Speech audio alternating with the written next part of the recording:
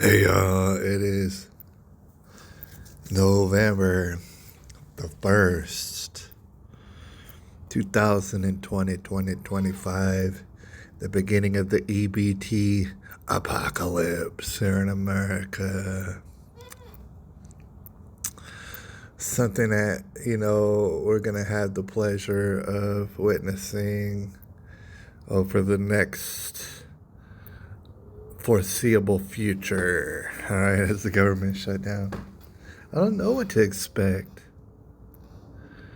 but I expect, if I were to have to guess, I expect that in certain grocery stores it's going to become a real big problem. You'll have people running out the stores, obviously full with grocery carts full, and have to get arrested because you just can't afford to have that happen. And so, of course, people are going to do what they've done throughout history, and that is gather together in criminality. They're going to have to do flash mobs, whole mobs of people that all want to rob a store at one time. That way they don't all get caught, but some of them will get caught, unfortunately. But not all of them. So I don't know what to expect necessarily. This has not happened. It's unprecedented, but if I had to guess, certain grocery stores really not going to have that problem. Especially, here in San Antonio, you can find a wide variety of different class of grocery stores depending on where you are in the city. My grocery store, for example, is, I'll just go ahead and say it, it's one of the best here in San Antonio. It's the HEB Plus off of 1604 Bandera. Classy. There's very few HEBs that really can compete with my HEB here in San Antonio. I don't see there being a huge problem necessarily at those HEBs, but at the more ghetto HEBs, I mean, there's HEBs that are even closer to here than that one. I mean, I skipped those HEBs and I only come to, my preferred HEB. And those ones might see a bit of a problem. Those the ghetto HEBs, because they have ghetto people. They got more per capita, and those people might coordinate, organize, have flash mobs. That's going to be a problem. Hopefully they're going to get all that figured out. All right. Hopefully people can resort to food pantries. Lord knows food pantries have already been pretty much, I don't know to say, they've been stripped to the bone. I don't know. That's what I've heard. Anyways, I got off on a tangent. What I wanted to talk about, I don't know if y'all ever think about this, because I only think about it not so frequently as I enjoy the sunrise. Can I switch this around? Can I switch this around? Yeah, just give you a little peek. Let me make it a little bit bigger. Sun is rising. Beyond the trees over there. I just wanted to show y'all that because, listen, I don't know if you're a science denier, but over here, I'm with the science. I'm for the science, all right? So I don't know if I was on Google or if I was on Grok the other day, probably Grok. And my man was talking to me, my actual, in real life man, he was talking, no homo, right? He was talking to me about red light therapy, which is, I'm sure that you might have heard about that. It's all the rage, red light therapy and stuff. And we were actually talking about methylene blue and, of course, InfoWars. At the AlexJonesStore.com, thanks to Big Lee, they have invented a new thing called methylene red, right? And I think I might want to give that a try just to see what it's like, right? For those who haven't tried methylene blue, I don't suggest that you do it. There's plenty of different methylene blues to try, and some I heard are total garbage and stuff like that. They range the gambit. You know, you can find any mess of methylene blue, and certainly there's some that's not even human grade. You shouldn't take it. But the one at alexjonesstore.com, first of all, or not, yeah, alexjonesstore.com, you know, I don't even suggest you take that because it might make you like flip out. It's strong as hell. But now they've paired it up with something called methylene red that's never been before invented in the world, all right? So Lord knows what lies beyond that horizon. Anyways, the reason I brought that up is because I went on to Grok and I asked it, you know, when can you get, see, red light therapy, that's interesting. That costs a lot of money, right? I was like, when can you get good red light from the sun? And a lot of y'all probably already know this. You probably already looked into it. They told me the best red light that comes from the sun, and you could look this up, comes at the sunrise and also the sunset.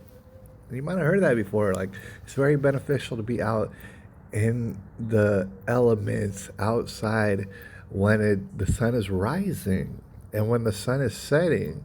You'll notice that when you ever get out to witness the sunrise or witness the sunset, it just feels good. And, you know, lots of times we don't quantify this with some sort of scientific diagnosis, but it just feels real good. Yeah, that's probably for many different scientific reasons why it feels so good. And most times our lives are embedded with such slavery that's just impossible for us to witness the sunrise and the sunset because our life is so beset with slavery, right? Might want to think about that. I'm really thinking about that. I mean, it's not like it takes a long time. It's just like, could we possibly witness the sunrise and the sunset and have all the benefits that come along with that, right? Gone off on big tangents, dude. I didn't even mean to talk about all this, right? We're 7 minutes deep. What I wanted to talk about was narcissism. So I think about it from time to time, not all the time, but lots of people like to bring it up, especially when they're talking about people who I like to listen to. I don't get all worked up about it because, frankly, I don't care. And I imagine that all y'all out there, you know, you might listen to people and they might get called narcissistic, and I imagine that y'all don't care. But still, it's just like annoying to hear that word, just because I know that it has a definition. The definition is actually right above my head. Narcissism has a definition. And I always like, am thinking in my head, do I recall the exact definition of narcissism? Do I even recall it exactly? And that's why I had to look it up this morning, just to make sure. I actually recall the exact definition of narcissism, and basically I did. I remembered it accurately. The reason that it's like I question myself whether or not I remember it accurately is because whenever you hear narcissism these days, uttered by some beta soy boy or some dirty rotten hoe out there, and they're out there and they do it all the time. Whenever you hear them say the word narcissist or narcissism in 2025, and dare I say since 2020, it's been kind of recent, but it's been going on for years now. Whenever they say narcissist or narcissism, what they mean, and you could use context clues by what they're saying, what they mean is person who I disagree with and who I find offensive. That's exactly what they mean. I'm not going to argue with anyone about that.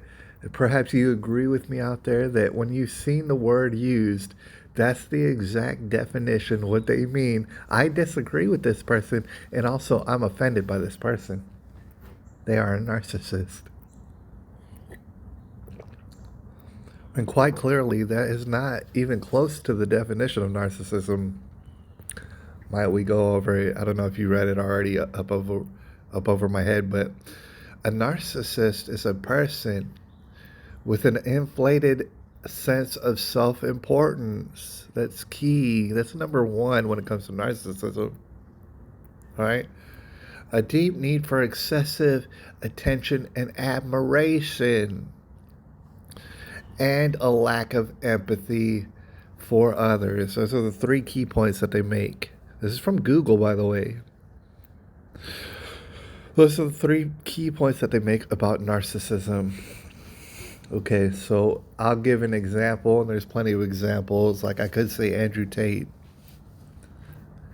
But let's go with probably the best example in the world, Donald Trump. As far as the first key aspect to narcissism, they say, oh, this guy, oh, Trump, oh, Trumpy, or oh, whatever nickname they give him. Oh, this Trump guy, he's such a narcissist. Because I don't agree with him and I find him offensive. That's what they say. The exact definition is an inflated a sense of self-importance. Can you explain to me how, in this dimension, someone who is the President of the United States of America, a position we used to refer to as the leader of the free world, one person, that person, the leader of the free world allegedly, he's the President of the United States. Can you explain to me how in the world this person could possibly have an inflated sense of self-importance? How is that even possible? It's hardly even possible for that to happen. Oh, he thinks he's so important. Oh, look at him. He's walking around and he thinks he's the king. It's like, he thinks he's so important. He's the President of the United States. How can you be more important? I mean, people could be equally as important, but I think only a handful of people in America could possibly even suggest that they're more important than the President of the United States. It's not possible to be a narcissist at that point. So I just wanted to put that out there. A deep need for excessive attention and admiration. I was actually at the grocery store yesterday, and I was stocking up on stuff because honestly, even though it's a good grocery store and I don't suppose there's going to be much problems over at that HEB, I still didn't want to deal with it. I had enough money to stock up on food. So I went ahead and I bought like triple the amount of food that I usually do. That way, it's going to be triple the amount of time before I had to go back to the store and get some stuff. So I was spending some time at the store, and I imagine just like any other store, you're walking around, and nobody really cares. Like, I don't expect them to care. I don't care. Walking around, you see all these people, and like, nobody's impressed. If they do find you attractive or something like that, they're not usually going to run up on you and tell you. They're going to glance at you and then go back to getting their little goodies, just like I do. Not impressed, all right? You walk by hundreds of people and just don't pay them hardly any mind at the grocery store. I was thinking about it, just good and well as I do, that let a celebrity, let even a B-list celebrity, walk through that same grocery store. And just as good as I do, they're going to get unbelievable attention from everybody. Not everybody, really, but large groups of people.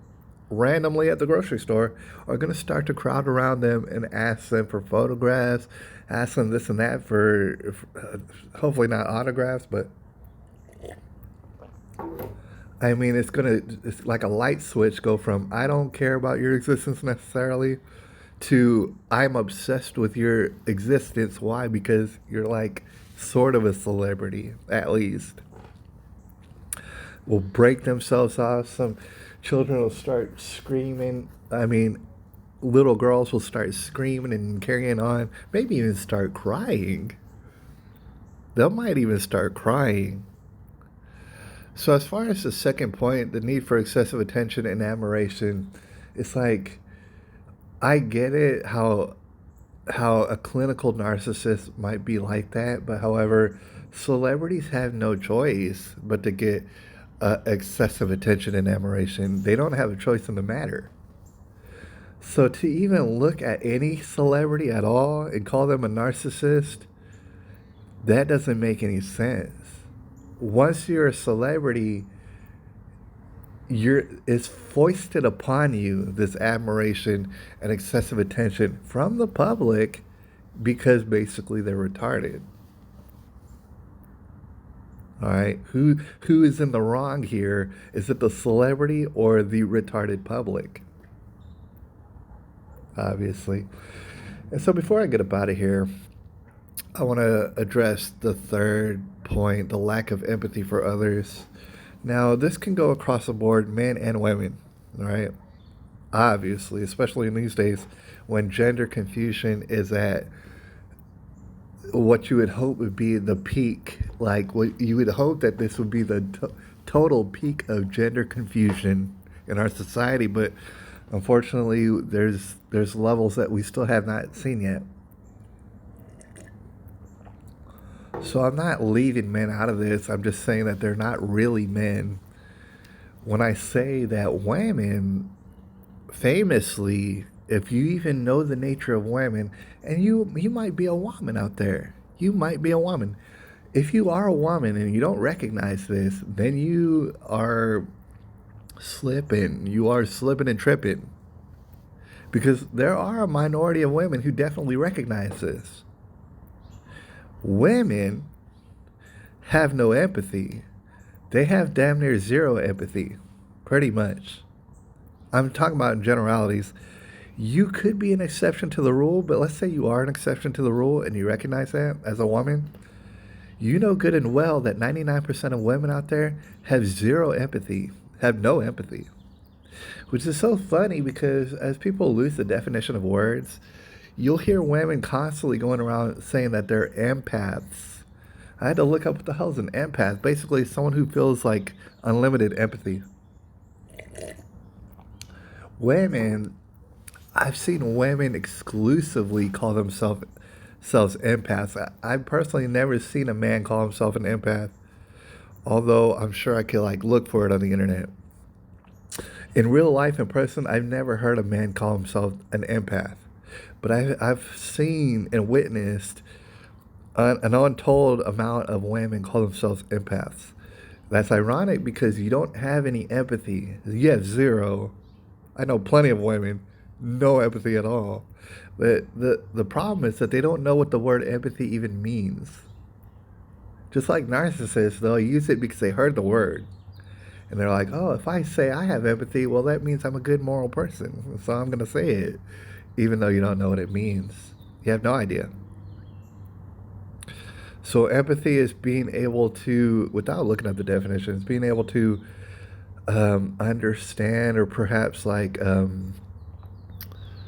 put yourself in the shoes of a whole different person with the context of their life and everything else, and you can kind of understand why they do the things they do, even if you wouldn't do those things, and you know why you wouldn't do those things. You can understand perhaps why they would do those things because you are observing empathy.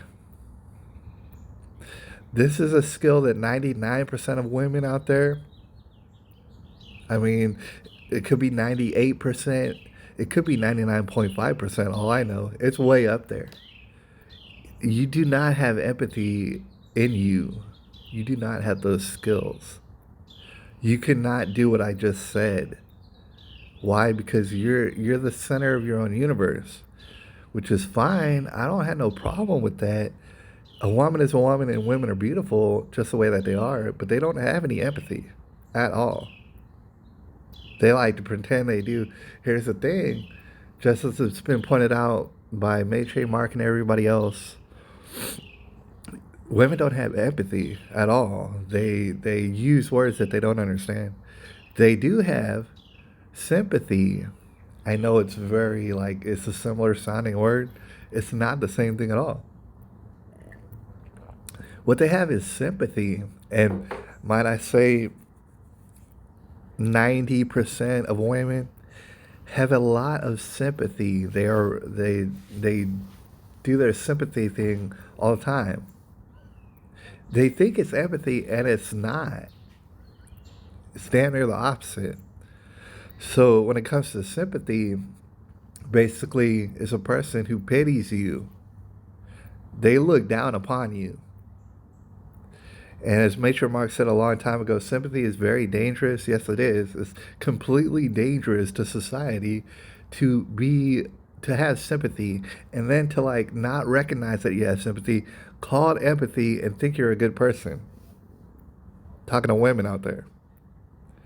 You're filled up with sympathy, and the reason why, you can't be filled up with sympathy unless you have a superiority complex. Either you're like observably superior to others. Maybe you have like some celebrity status and everybody breaks themselves off because of you. Or you're just some random lady out there who nobody cares about to begin with, but you still have a superiority complex. You still think you're supremacy. You are the white supremacist that you speak of. That's who you are. Because if you weren't above everybody else in your mind the way that you think that you are, you wouldn't even have sympathy. You wouldn't be looking down on everybody else. You wouldn't be running around with Black Lives Matters and everybody else, perhaps free Palestine and everything like that, unless you thought you're superior. And yeah, you do think you're superior. You think, oh man, nobody's going to save the Palestinian women and children, who, by the way, I don't agree with what's happening with them. I don't like it either. You wouldn't be running around carrying on, expressing your distaste or disappointment with how these people are being treated unless you had a superiority complex, which in fact you do. Because you'll go to protests and you'll chant and you'll do whatever, having a good old time. Meanwhile, it doesn't make a single difference. You're not helping anyone in Palestine by doing this. What you're doing is, in your mind, you think your protest or whatever is going to make a difference, and it is not. It clearly does not make a direct difference. But in your mind, you're superior. You have this superior nature about you that if you start chanting and carrying on, that eventually people are going to do exactly what you say to do, all over the world. Not, I don't mean regular people, but world leaders. World leaders such as Bibi Netanyahu are somehow going to change their mind or something, or realize that they're in deep trouble if they don't do what you say, some random woman in the United States or anywhere else. What's the definition of narcissism again? Inflated sense of self-importance. That's the definition of it. You think that you're going to go to a protest and chant and stuff and wave around a sign in a country that's clear across the world. That's what you're so superior in your mind that you think that if you do that, that you're going to change the mind and redirect the actions of a world leader such as Bibi Netanyahu because you think you're that important. And you can't wait to go around and call other people a narcissist because you don't even understand the definition of it. That's pretty damn deep. That's pretty damn deep. And I just want to show you The sunrise is thoroughly engaged, and I've enjoyed it.